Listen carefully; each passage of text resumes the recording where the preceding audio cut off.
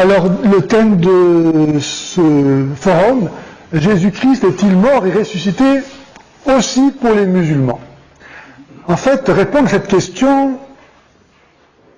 n'est pas évident, parce que tout dépend de quel côté on se situe. Si on se situe du côté de Dieu, évidemment, Jésus est mort et ressuscité pour tous les hommes. 1 Timothée 2,4, Dieu veut que tous les hommes soient sauvés, y compris donc les musulmans. Jésus est mort et ressuscité pour tout le monde, c'est une évidence. Mais du côté de l'islam, c'est faux. Jésus n'est pas mort et ressuscité pour les musulmans, puisque l'islam interdit de croire que Jésus soit mort et ressuscité. Or, croire que Jésus est mort et ressuscité est nécessaire pour le salut. Comment est-ce qu'on pourrait espérer notre propre résurrection si Jésus n'est pas ressuscité, s'il n'est pas la preuve concrète, historique, si on peut dire, réellement, que Jésus est bien ressuscité. Comme dit saint Paul, si le Christ n'est pas ressuscité, alors notre message est faux, votre foi est vaine, et vous êtes encore dans vos péchés. Donc oui, Jésus est mort et ressuscité pour tout le monde, y compris les musulmans, et pourtant, les musulmans ne pourront pas être sauvés, tant qu'ils seront musulmans. Il y a quelques jours, je parlais avec un prêtre qui refusait de dire cela, que les musulmans ne pourront pas être sauvés. Les musulmans pourront être sauvés que s'ils renient l'islam, comme le font tous les catéchumènes avant leur baptême, et comme le font tous les chrétiens dans la veillée pascale, en rejetant Satan, le péché, et ce qui conduit au péché.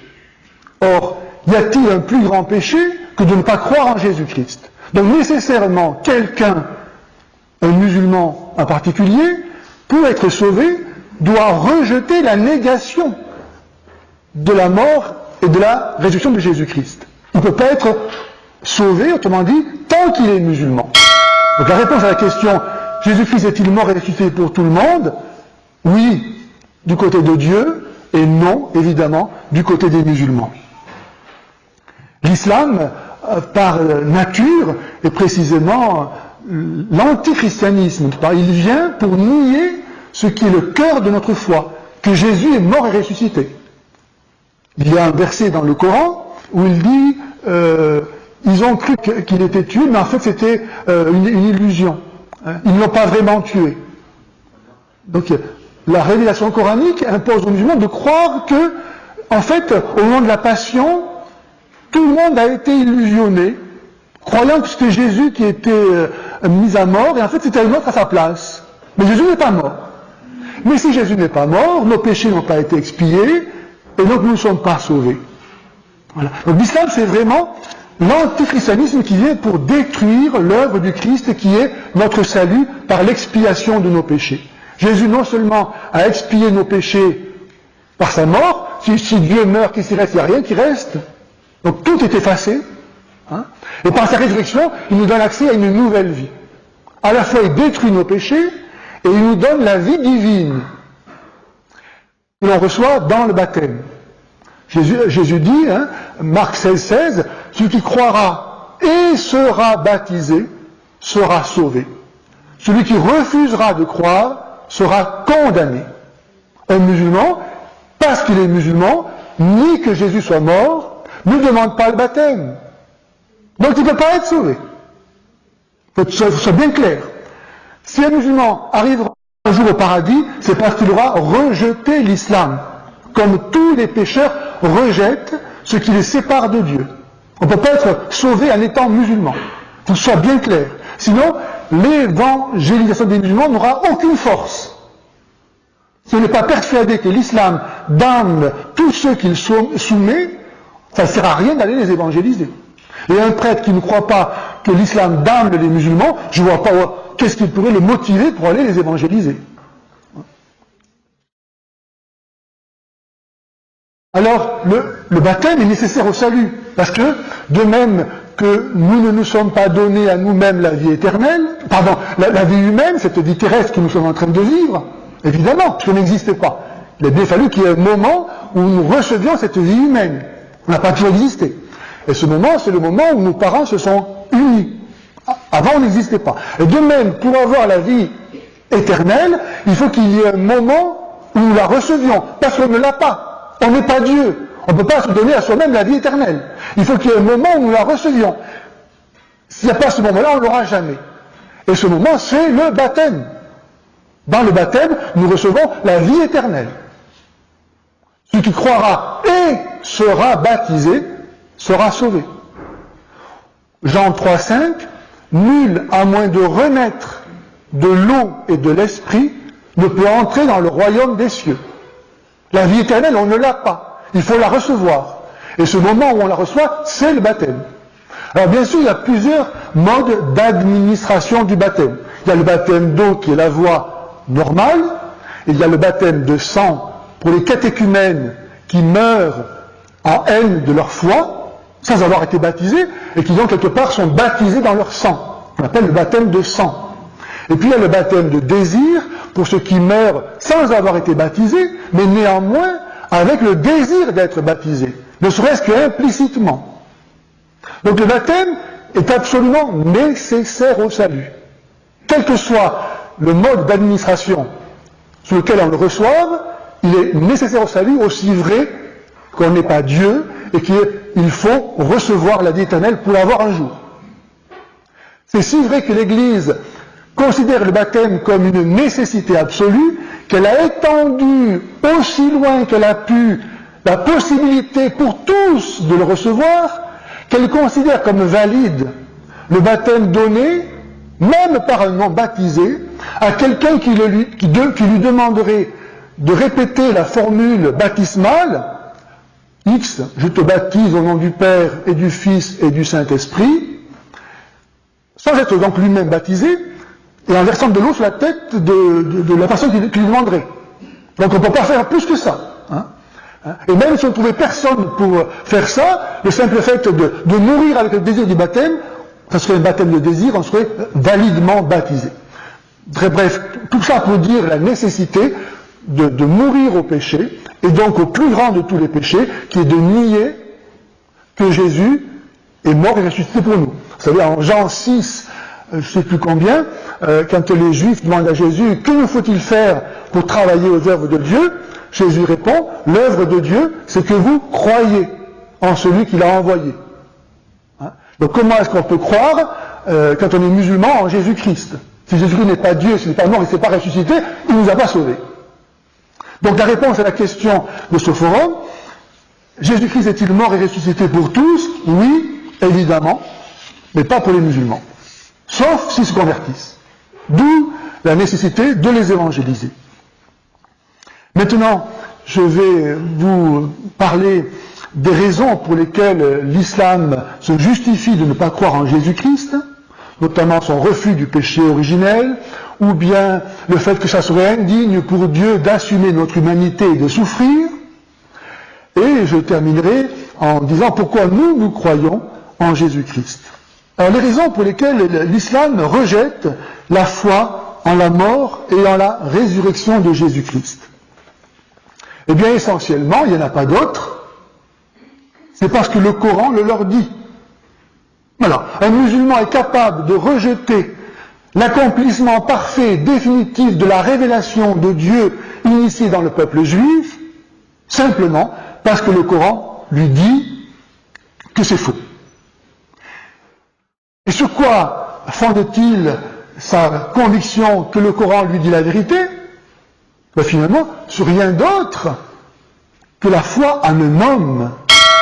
Les musulmans qui veulent se glorifier de croire qu'en Dieu seul, parce que pour un musulman, le salut, même si c'est pas le salut en islam, il n'y a pas besoin d'être sauvé, parce qu'il n'y a pas de péché originel. Entre autres choses, le salut consiste simplement à adorer Dieu. L'unicité, le tawhid, croire que Dieu est unique, n'est-ce pas, et que Mahomet est son prophète, voilà, c'est ça la condition du salut. Et ça repose, donc tout l'islam repose sur la foi en un homme, Mahomet. Il croit en Dieu, mais en fait il croit en un homme. Parce que sans Mahomet, il n'y a pas de Coran. Sans Coran, il n'y a pas d'Allah. Sans Allah, il n'y a pas d'islam. Donc toute la foi musulmane repose sur la foi en un homme.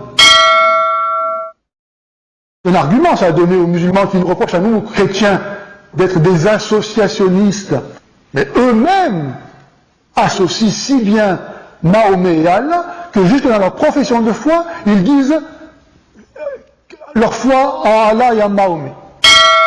Ensuite, ce Mahomet, comme nous le savons, il avait une vie qui n'était pas du tout celle d'un saint. Et le Coran lui-même contient des versets abrogés et abrogeants, il est rempli de contradictions. Donc cette foi qui leur permet de rejeter la miséricorde du Seigneur révélée dans la mort et la résurrection de Jésus-Christ s'appuie sur la foi en un homme, sur la foi en un livre qu'ils ne peuvent pas comprendre, parce qu'il n'y a pas même de logique, puisqu'il se contredit lui-même, il le dit lui-même, qu'il se contredit. Et donc on peut dire aux musulmans, ce Mahomet qui est donc l'origine de votre foi, celui en qui vous croyez finalement, celui à qui vous confiez votre salut, le Coran lui-même dit qu'il était un pécheur, qu'il est mort et enterré, et il attend d'être jugé. Alors que votre Coran lui-même dit que Jésus était sans péché, Sourate 19, verset 9, et qu'il est au ciel, et qu'il reviendra pour le jugement. Alors, à qui veut-il mieux confier son salut? À un homme qui était sans péché, qui est au ciel avec Dieu, et qui reviendra pour le jugement, ce que Dieu seul peut faire? Ou bien le confier votre salut à un homme pécheur qui attend d'être jugé? Ensuite, on peut leur dire, en se servant du Coran, puisque c'est ça qui est la base de leur foi, il n'y a pas d'autre chose. On peut leur dire que le Coran lui-même dit que Jésus était un prophète comme les autres. Sourate 5, verset 75. Et dans ce cas-là, si Jésus était un prophète comme les autres, du moment qu'ils reconnaissent que tous les prophètes ont été persécutés par les Juifs, Sourate 2, verset 61, et d'autres. Donc Jésus est un prophète comme les autres, et si tous les prophètes ont été persécutés, pourquoi refuser que Jésus était lui-même persécuté? C'est pas logique. Il aurait dû partager le sort de tous les autres prophètes. C'est un vrai prophète. De plus, comment Jésus aurait-il pu ne pas être persécuté, puisque Allah suscite lui-même des ennemis à chaque prophète. Sourate 6, verset 112. Donc le Coran lui-même amène à croire que Jésus était un prophète, tous les prophètes étant persécutés, et Allah lui-même persécutant les prophètes, comment est-ce qu'il aurait pu échapper à la persécution? Et encore, comment les musulmans peuvent-ils estimer qu'il aurait été indigne d'Allah d'abandonner Jésus à sa mort, alors qu'ils croient que Allah a abandonné Mahomet lui-même à la mort, puisqu'il a été empoisonné? Tous les prophètes dans l'islam ont été persécutés et Mahomet n'a pas échappé à ce sort, puisque la tradition musulmane reconnaît que Mahomet a été tué. Donc, pourquoi Jésus fait-il exception? Dans la pensée musulmane, il est inconcevable qu'un prophète, à l'exemple de Mahomet, ne bénéficie pas du soutien indéfectible du Dieu qu'il sert. Mais cela était déjà une hérésie au début du christianisme, avec les manichéens qui affirmaient que Jésus n'était mort qu'en apparence, de même que les deux sectes qui disaient que Jésus n'était qu'une apparence humaine, il n'avait pris qu'une apparence humaine, et donc il n'était pas vraiment mort non plus. Donc cette négation de la mort de Jésus, en fait, elle ne tombe pas par hasard, elle est la suite d'hérésies déjà qui existaient depuis les origines du christianisme. On ne peut pas, pour beaucoup de gens, accepter que Dieu puisse être comme nous. Mais qu'y a-t-il d'impossible à Dieu? Est-ce que son amour est limité? Et puis il faut poser la question musulmane. Si Allah a substitué quelqu'un à Jésus au moment de la Passion, en sorte qu'ils ont cru voir Jésus qui a été crucifié, mais ce n'était pas lui, ceux qui l'ont vu ressusciter, qui l'ont-ils vu? Jésus ou ce faux semblant? L'islam ensuite nie le péché originel. Parce que, comme vous savez peut-être, dans l'islam, Adam a péché, mais Dieu lui a pardonné et il n'y a aucune conséquence. Nous naissons tous dans un état de justice où nous n'avons rien d'autre à faire qu'à la conserver en adorant l'unique Dieu et en se confiant à la parole de Mahomet. Donc il n'y a pas besoin d'un sauveur. Il n'y a pas besoin d'un sauveur pour toute l'humanité, car toute l'humanité n'est pas pécheresse.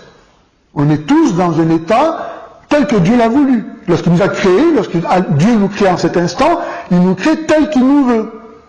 Nous naissons tel qu'il nous veut, sans péché originel. Il n'y a pas besoin d'un sauveur pour l'humanité. Par-dessus le marché, le mal qui est dans le monde ne procède pas de ce péché originel, mais c'est Allah lui-même qui crée le mal. Vous ne voulez que ce que Allah veut que vous vouliez. Donc le mal que font les hommes, le mal qu'imaginent les hommes, ils l'imaginent et ils le font parce que Allah le veut. Dans ce cas-là, on ne comprend pas évidemment comment il y aurait besoin d'un sauveur. Sauver de quoi? Est-ce qu'Allah se contredit? S'il veut que les hommes fassent le mal, ben c'est très bien qu'ils fassent le mal. Donc il n'y a pas vraiment de différence, fondamentalement, dans l'islam, quand on réfléchit un peu, entre le diable et Allah. Puisque le mal vient d'Allah. C'est lui qui est l'origine du mal. Qu'est-ce que le bien et qu'est-ce que le mal si tout vient d'Allah? Les péchés, en fait, peuvent être très facilement pardonnés dans l'islam. Il suffit de faire telle prière, de se tourner vers Allah, de se laver un peu les mains avec de l'eau ou du sable, et c'est parti, quoi. Parce que le péché, dans l'islam, c'est pas une rupture de relation avec Dieu. C'est simplement la dérogation à un règlement. Donc c'est pas grave. Il y a qu'une chose qui est grave, c'est d'être chrétien. Ça a connu forcément en enfer. D'ailleurs, Allah, il a créé des hommes pour l'enfer. Sourate 32, verset 13. Et donc, si Allah a créé des hommes pour l'enfer, à quoi pourrait bien leur servir un sauveur? Aucun sens. Et s'il a créé des hommes pour aller au paradis, à quoi peut bien leur servir un sauveur?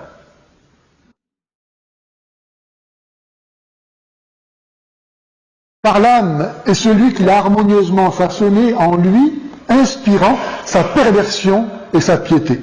Vous voyez, sourate 91, versets 7 et 8, c'est Allah lui-même qui inspire la perversion dans l'âme des hommes. Si pour l'islam, Allah est capable de pardonner, il ne donne cependant pas de réponse à la question de savoir ce qui pourrait empêcher les musulmans de continuer à pécher dans le paradis. En effet, puisque l'homme n'est juste sans le péché originel, et que néanmoins les hommes pêchent, qu'est-ce qui les empêchera au paradis de continuer à pécher? Il n'y a pas un islam de destruction, d'expiation des péchés par la croix du Fils de Dieu, ni de transformation de l'homme par le don de l'Esprit de Dieu. Il n'y a pas de divinisation. On ne devient pas participant de la nature divine. Et donc impeccable. Il n'y a pas de communion à Dieu. Dieu s'est fait homme pour que l'homme devienne Dieu. Au paradis, on ne pêche pas parce qu'il n'y a plus que Dieu. Nous serons devenus Dieu. Et seul le Dieu chrétien, parce qu'il est trinitaire, parce qu'il inclut en lui-même la différence. Le Père n'est pas le Fils n'est pas le Père, le Saint-Esprit n'est ni le Père ni le Fils, et ni le Père ni le Fils ne sont le Saint-Esprit, et pourtant ça ne fait pas trois dieux, mais un seul Dieu. C'est le mystère de l'amour qui fait que ceux qui s'aiment ne font qu'un. Eh bien nous serons participants du paradis de Dieu, nous vivrons de la vie de Dieu, parce que tout en étant différents de Dieu, nous aurons reçu l'Esprit de Dieu, de l'amour de Dieu. Tout en restant homme, on peut être différent de Dieu, et ne faire qu'un avec lui, parce qu'on partage l'amour de Dieu. Jésus dit dans le chapitre 17 de l'évangile de Saint Jean, « Père, tu les as aimés comme tu m'as aimé. » Vous vous rendez compte de ça? Si vous réfléchissez à ça, Dieu nous aime comme il a aimé Jésus. On ne peut pas être plus aimé. Si on croyait à ça, mais toute la journée, on sortait de joie, quoi. On est aimé de Dieu comme Jésus est aimé. On ne peut pas être plus aimé, quoi. Ben voilà, au paradis, nous on ne pêchera pas parce qu'on sera devenu Dieu. Mais dans l'islam, l'homme reste homme. Et donc si sur terre il pêche, pourquoi il ne pêcherait pas aussi au paradis?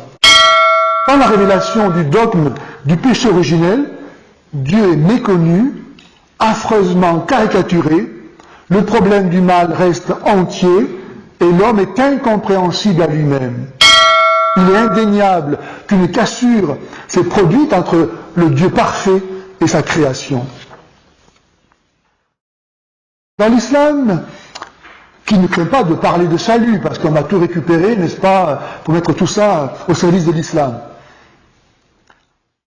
Le salut consiste donc à l'adoration exclusive de Dieu, ce qui signifie fondamentalement rien d'autre que le rejet absolu de la foi chrétienne, et quelques petites pratiques pour faire croire qu'on est religieux. Le salut dans l'islam donc consiste dans la profession de l'unicité divine. Savoir que Dieu existe et qu'il est unique. Ça serait la condition du salut. Mais savoir que Dieu existe est une chose, et le connaître est autre chose. Il ne suffit pas de savoir que Dieu existe. Saint Jacques dit, tu crois qu'il y a un seul Dieu, tu fais bien. Les démons le croient aussi, et ils tremblent. Croire que Dieu est unique, ça, c'est accessible à la raison naturelle. Il n'y a pas besoin de foi pour ça. Il suffit de réfléchir un peu. Ce qui nous donne le salut, c'est de connaître Dieu. Connaître, c'est naître avec. C'est pour ça que Jésus dit en Jean 17,3, la vie éternelle, c'est de te connaître, toi le seul vrai Dieu et celui que tu as envoyé. Connaître, c'est naître avec. Dans l'islam, il n'y a pas de connaissance de Dieu. Dieu reste incompréhensible, inconnaissable. Il est trop grand et trop saint pour jamais venir se faire voir à des misérables que nous sommes. Aucun rapport entre lui et nous. Et donc, si on ne connaît pas Dieu, si on ne naît pas avec Dieu, on ne peut pas avoir la vie éternelle. On peut ne pas se sentir défavorisé de ne pas recevoir de baptême, parce qu'ils veulent tous à rien payer, bien sûr. Eh bien, ils disent qu'ils ont été baptisés par Dieu au moment où il les créa. Sourate 2, verset 138. Les musulmans n'ont pas besoin de demander le baptême parce qu'ils l'ont déjà reçu. Et ils l'ont reçu lorsque Dieu les a créés. Mais le fait qu'ils auraient été baptisés est en contradiction avec la négation musulmane de l'existence du péché originel. Pourquoi être baptisé si on n'a pas péché? Et d'autre part, être pardonné avant d'avoir péché n'enlève-t-il pas toute gravité au péché à venir? Toute responsabilité? Comme toute nécessité du jugement dernier? Et normalement, nous, les chrétiens, on ne devrait jamais pécher. On ne devrait jamais pécher.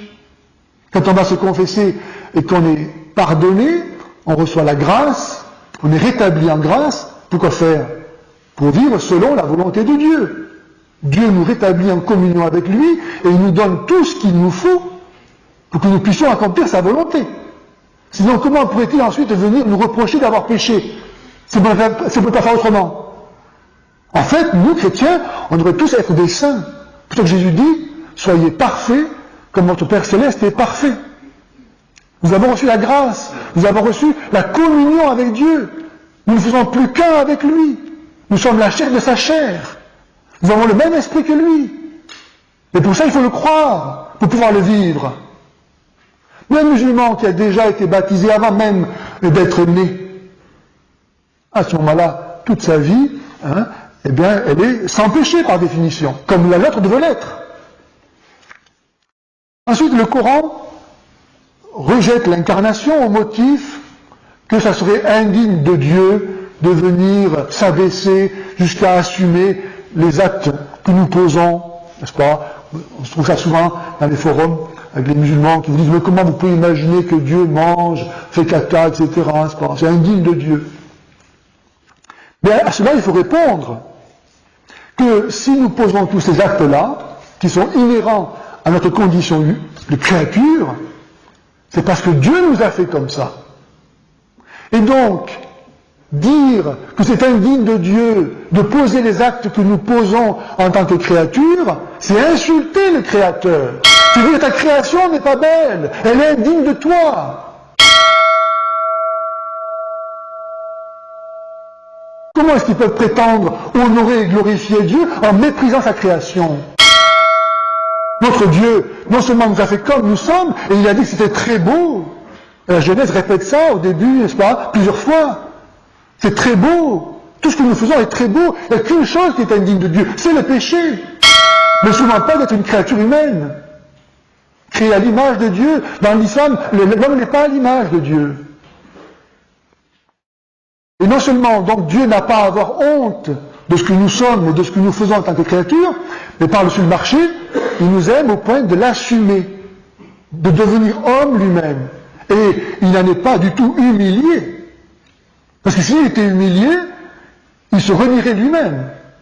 Dieu se glorifie lui-même en devenant homme.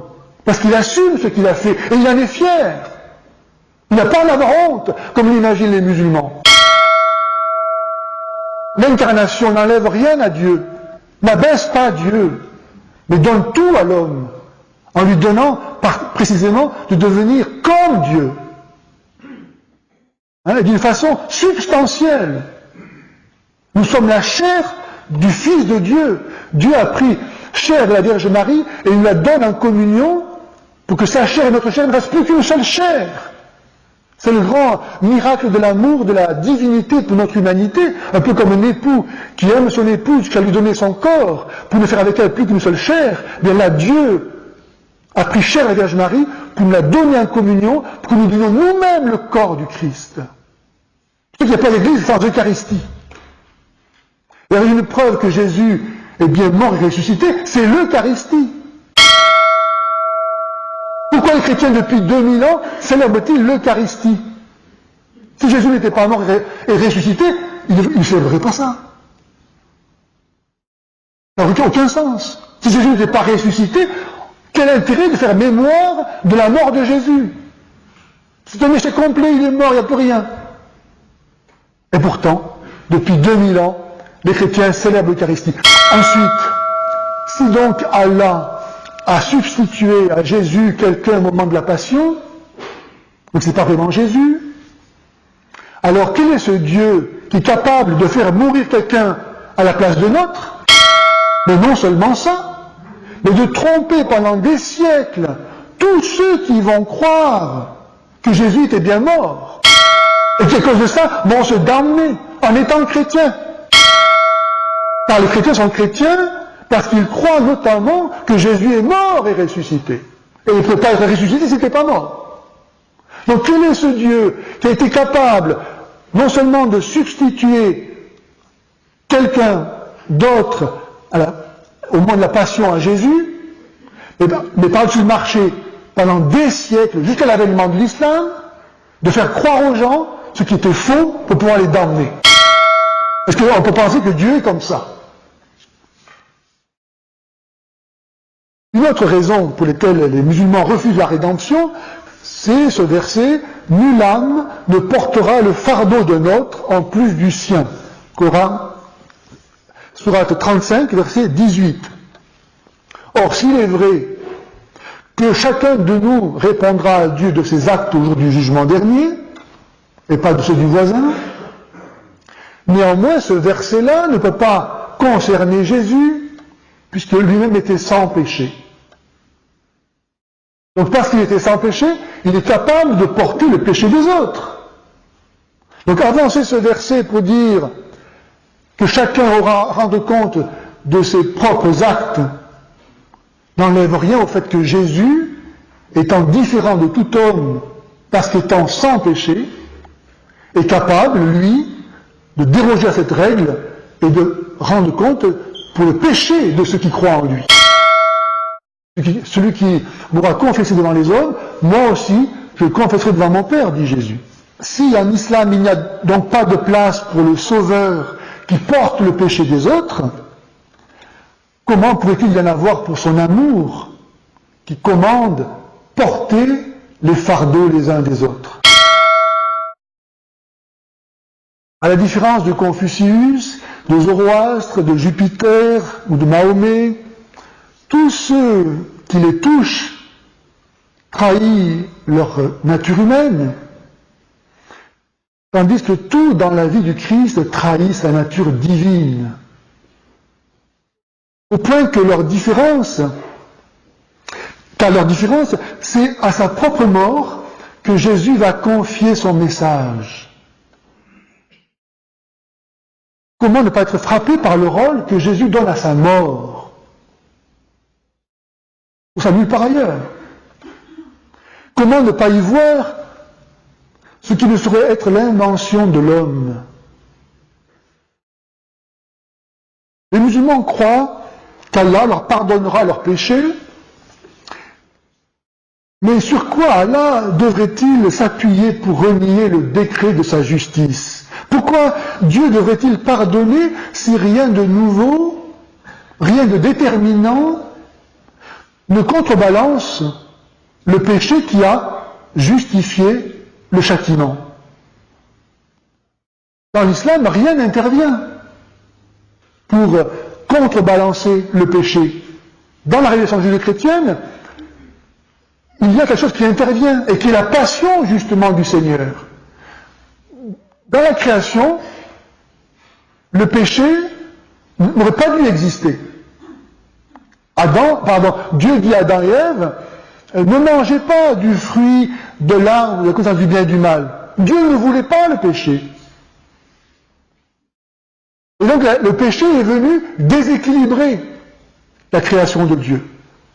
Et face à cette chose qui n'aurait jamais dû exister, Dieu a mis en contrepoids quelque chose qui n'aurait jamais non plus dû exister, et qui est la passion de notre Seigneur Jésus-Christ.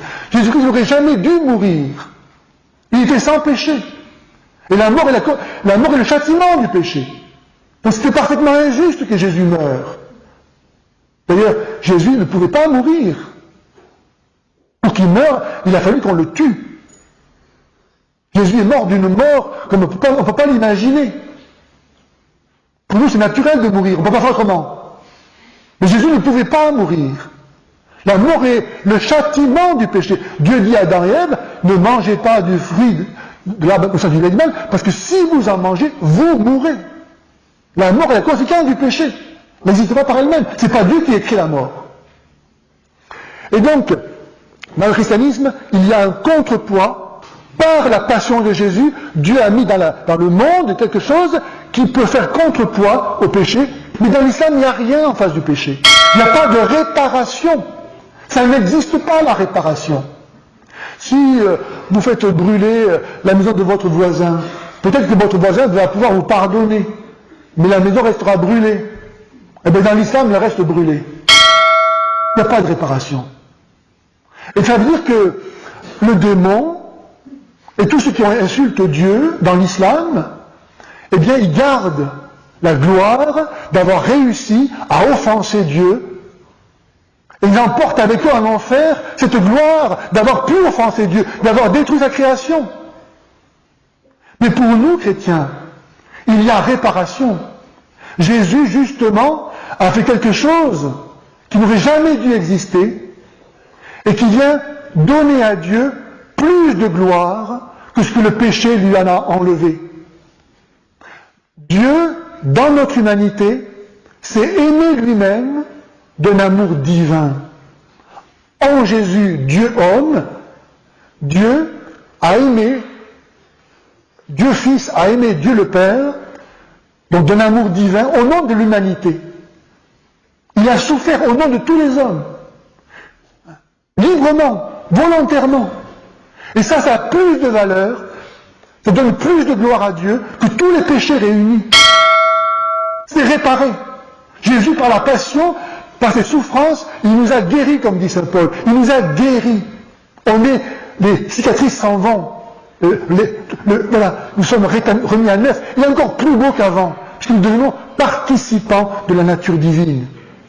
En islam, il n'y a pas tout ça. Souvent, les musulmans nous reprochent à nous, chrétiens, d'avoir un salut trop facile. Ils disent, oui, Jésus, il est mort pour vous, voilà, maintenant vous êtes pardonnés, c'est facile. Sous-entendu, vous pouvez continuer à pécher, quoi. Il suffit d'aller se confesser, puis c'est rétabli. Oh, c'est pas si facile que ça. Parce que pour être pardonné, il y a des conditions. Il y a des conditions. On ne peut pas recevoir l'absolution comme ça, c'est du demande pardon. Quand Jésus donne aux apôtres le pouvoir d'absoudre, il dit, ceux à qui vous remettrez les péchés, ils leur seront remis, ceux à qui vous les retiendrez, ils leur seront retenus. C'est pas automatique l'absolution. Il y a des conditions. Je ne peux pas raconter ça maintenant, je n'ai pas le temps. Mais en tout cas, on ne peut pas nous reprocher à nous chrétiens d'avoir un salut trop facile, non seulement parce que Jésus l'a payé cher, mais parce que nous, chrétiens, nous sommes, pour pouvoir être pardonnés, invités à imiter le Christ, à vivre saintement. Pour être pardonné, il faut ne plus recommencer. Et il faut accepter d'être pardonné gratuitement. Ceux qui méprisent les chrétiens en disant « oui, vous avez un salut facile », eh bien ils tombent sous la condamnation de Jésus qui a dit que le royaume des cieux serait fermé aux sages et aux intelligents. Autrement dit, à ceux qui comptent sur eux-mêmes, sur leur propre force, sur leur mérite. Car dans l'islam, c'est ça. Les musulmans, ils sont pécheurs. Ils reconnaissent qu'ils sont pécheurs. Mais ils se sauvent tout seuls. Ils sont capables de se sauver tout seuls, en faisant telle prière, en faisant tel rite. Ils n'ont pas besoin d'un sauveur, pas besoin de Dieu. Nous, on est sauvés, nous a dit Jésus, seulement si on redevient comme des petits-enfants. Les petits-enfants, ils acceptent de tout recevoir gratuitement de l'amour de leurs parents. Ils ne doutent pas de cet amour. C'est la condition pour être sauvé, c'est d'accepter de tout recevoir gratuitement comme un petit enfant.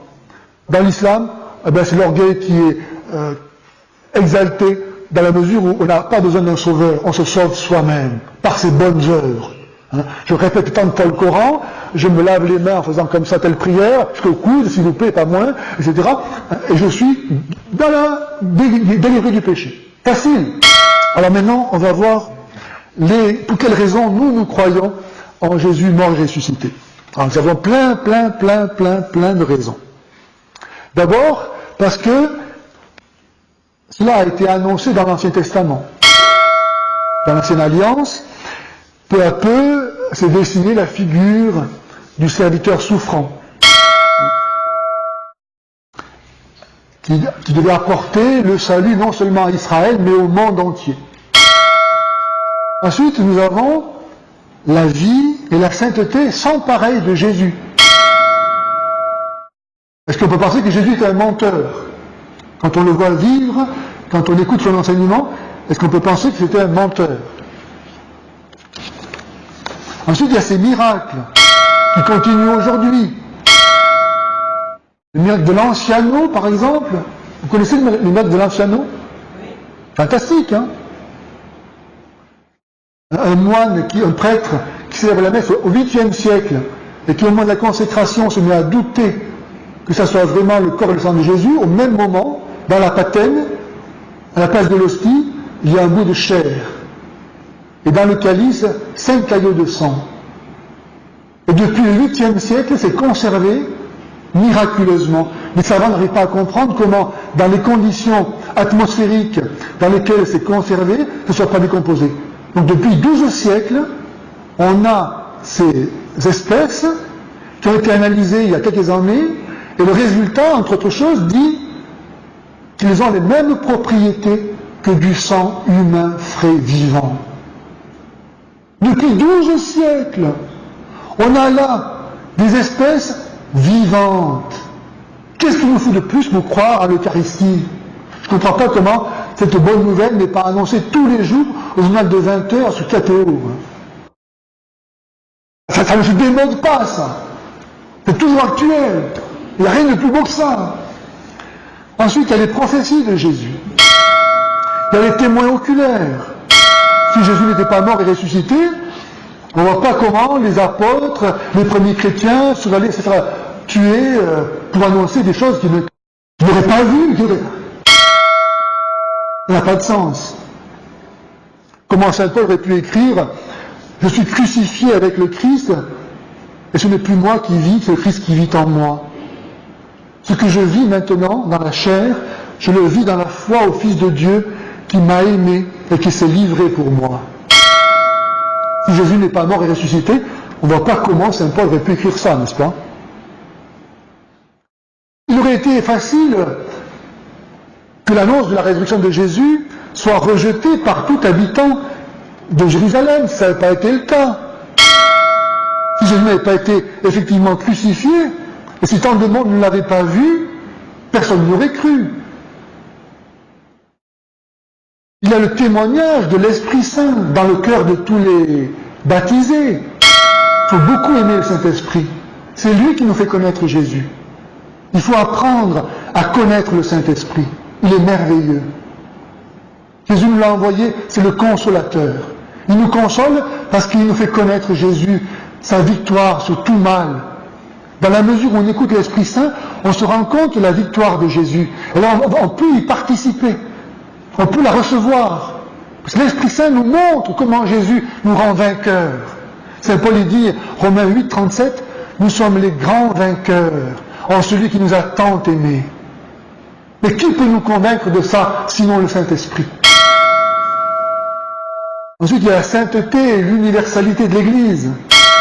Il y a notre preuve, c'est que jamais les ennemis et les détracteurs de l'Église, aux premiers âges de la chrétienté, que ce soit les auteurs juifs, auteurs païens, n'ont nié la crucifixion de Jésus-Christ. Dans le Talmud, les juifs, qui sont pourtant anti-chrétiens, ne nient pas que Jésus soit mort. Parce que l'humiliation est directement opposée à l'idée de dignité et de toute puissance spontanément attribuée à la divinité, les musulmans refusent la croix de Jésus-Christ et donc sa résurrection. Ils ne croient pas si grand qu'il soit divin, ni si humble qu'il ait accepté de souffrir et de mourir. Mais n'est-ce pas déjà ce que firent les Juifs qui n'entendirent ni la grandeur, ni l'abaissement du Messie prédit par les prophètes? Jésus a annoncé lui-même plusieurs fois sa passion. On pourrait lire encore dans des témoignages chez les auteurs païens, comme chez Platon, qui, lorsqu'ils imaginent le sauveur ce que peut être le sauveur de l'humanité, ils décrivent le crucifié. Voici ce que dit Platon. Il dit, dans la République, « Souviens-toi, Socrate, que le juste, tel que je l'ai représenté, sera fouetté, mis à la torture, chargé de chaînes, qu'on lui brûlera les yeux, qu'enfin, ayant souffert tous les maux, il sera crucifié. » Même les philosophes ont compris que le salut du monde ne pouvait pas se faire autrement. Je vois que mon temps imparti arrive à son terme, donc je vais m'arrêter là, mais vous pouvez retrouver l'ensemble de ma conférence sur mon site. Voilà. Avec vous, je rends grâce au Seigneur de nous avoir fait chrétiens et de pouvoir en témoigner. Amen.